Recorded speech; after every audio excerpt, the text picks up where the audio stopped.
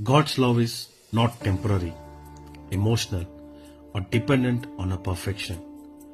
It is unconditional, sacrificial, and everlasting. It does not increase when we succeed or decrease when we fail. Even in our weakest moments, when guilt whispers that we are unworthy, His love speaks louder.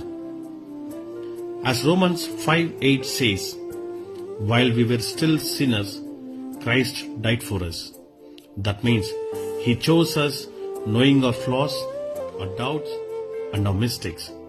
His love is not surprised by our failures nor shaken by our struggles.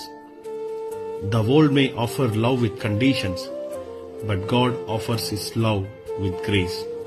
As Book of Psalms 136:1 reminds us, His love endures forever. Forever means through heartbreak, through waiting seasons, through confusion, through growth, and even through silence. Today, breathe in this truth. You are fully known, yet fully loved, corrected, yet never rejected.